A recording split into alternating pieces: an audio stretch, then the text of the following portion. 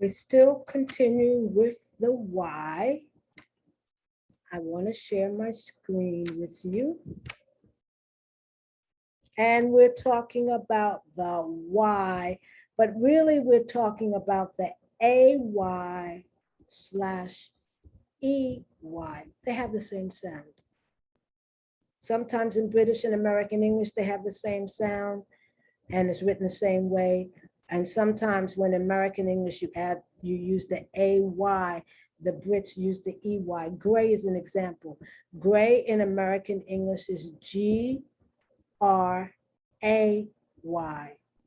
Gray in British English is GREY, spelled exactly the same. So if I never see it written by a Brit, if I never see it written in British English, I would not know that it's spelled differently. But it's no big deal. We understand each other perfectly well. There's sometimes when we don't. Sometimes when they speak, I don't understand them. And the further you get out of London and the more north you go, the harder sometimes it is to understand them. And depending on the Welsh and the Irish and the Scots, depending on how we're speaking, how much they speak standard British English, how much I can understand. Sometimes with the BBC and their movies or their series, a lot of times I get the general idea. I guess it's like 95%. What sometimes it's that 5%. It's either the way you pronounce the word or maybe the word itself. I've just never heard it or seen it before. So let's continue with the freaky pronunciation. How do you pronounce the Y? We're talking about the AY and the EY. Say, A, say. Way. There's an expression that says, no way, Jose, way and Jose rhyme. That's the only reason you say no way, Jose. Flay. Day. Very common word. So is, excuse me, go back up. Way, very common. Say, very common. Say, to say something, you tell someone good morning, but you say good morning to someone. Because a lot of people get mixed up between the to tell and to say. But one is you tell someone something and you say something to someone, something to that effect. When I'm teaching, I write it on the board so I can see it clearly.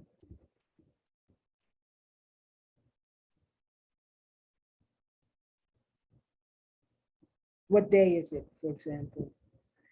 Gay. Gay used to mean in American English, and I'm almost sure in British English too, to be happy. That's no longer the case. You don't say I'm gay. You just say I'm happy.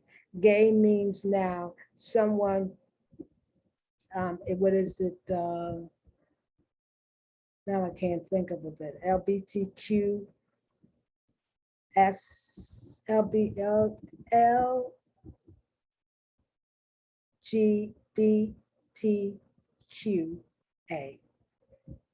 I used to be able to say it quicker. But of course, now that I'm saying it out loud, but in my head, I could say it much quicker. May, very important word. It's a name. Her name is May. It's auxiliary verb. May I go to the store? A lot of people get may and can mixed up. They do not mean the same. Although, frankly, in American English, they're used almost interchangeably. But there's a difference between can and may. Maybe this story will help you. When I was a little girl, I went to, well, up until I was 18, I went to a Catholic school. And the nuns were not the nicest people in the world. And I was a little girl. I didn't like school. I was bored by it. I wasn't super intelligent or anything like that, but I just didn't like sitting there all day long. So a lot of times I wanted to go to the bathroom as a way of escaping. So I would raise my hand, and I would say, sister, sister. And she would look at me. She said, yes, Miss Strickland. And I would say, sister, can I go to the bathroom? And she says, of course you can. Of course. There's nothing wrong with you. You can go. I'm thinking, I never said anything was wrong with me. She says, you can go. So I went to get up. She says, you can go because you are able to. You have two legs. You can lift yourself up from the seat. You can walk on your legs to the door. You can take your hand and open the door. You can go. You have the ability to go. But there's one problem. You may not. So sit back down. And for years, I didn't know what she was talking about. I just knew when she would say I can versus I may, it meant that I wasn't going to the bathroom. And then finally, when the dime dropped, right? When I got it, may is permission. So what I should have said was, may I go to the bathroom? May mean, do I have your permission to leave my seat and to go to the bathroom? K just meant that I have the ability to do so. And yes, I did. Crayon, rayon, bay. Now here we are with the EY, bay. Ray, back to the AY. Clay, bray, tray, to bring in a tray of food. Mm. K, Reynosa,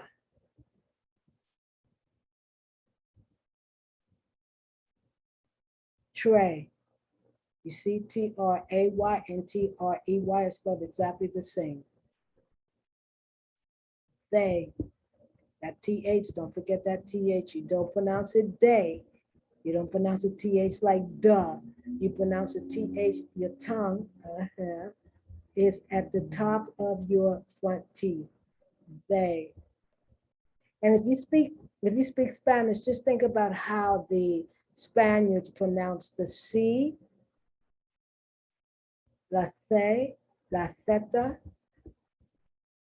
and the S, depending on how the C is being pronounced.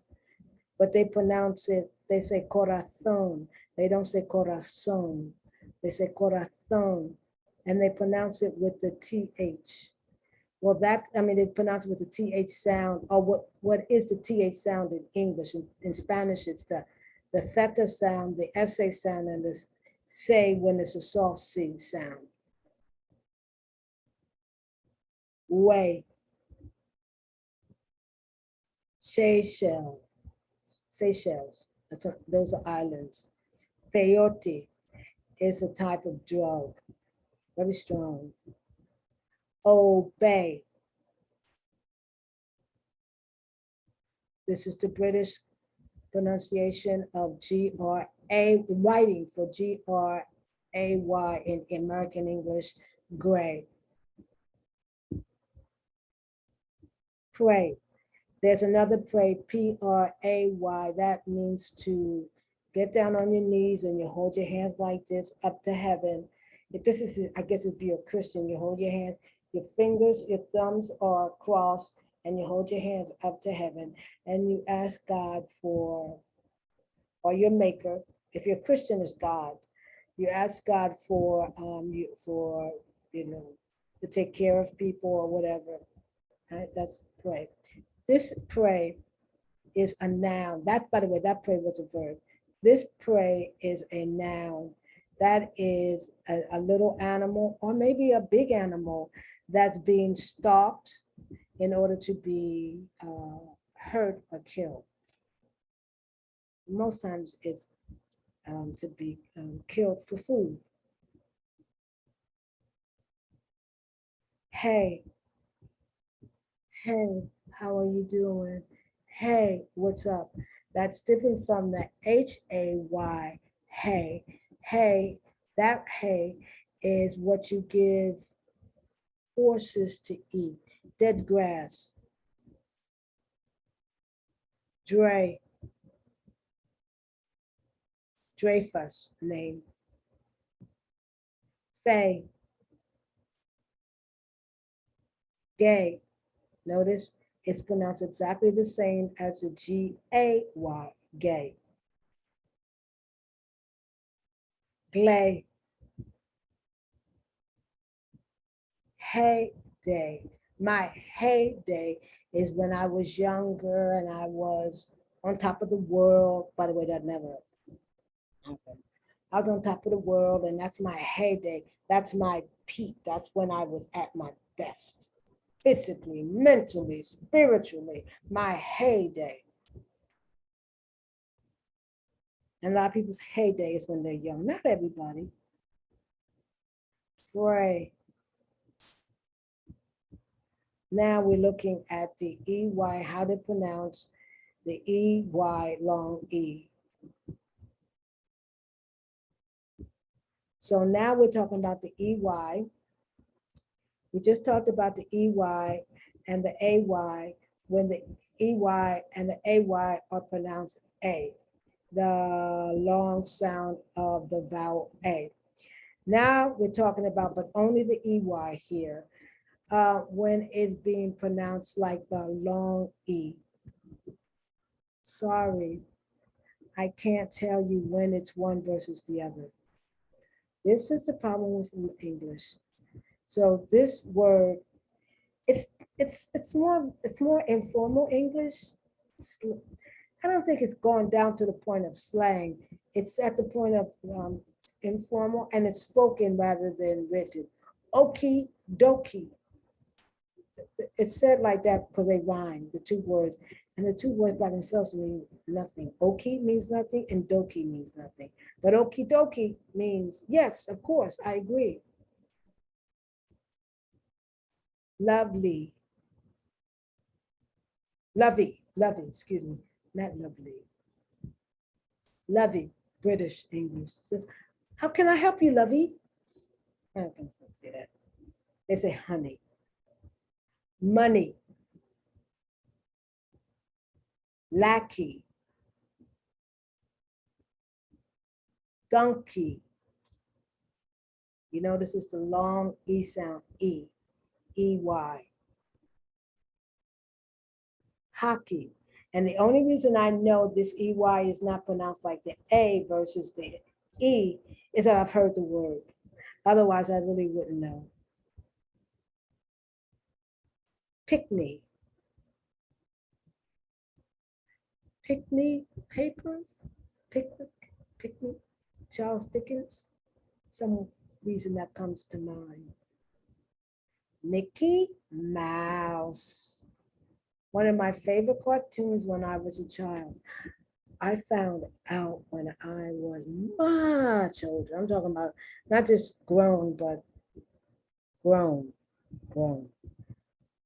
That Mickey Mouse was written on two levels.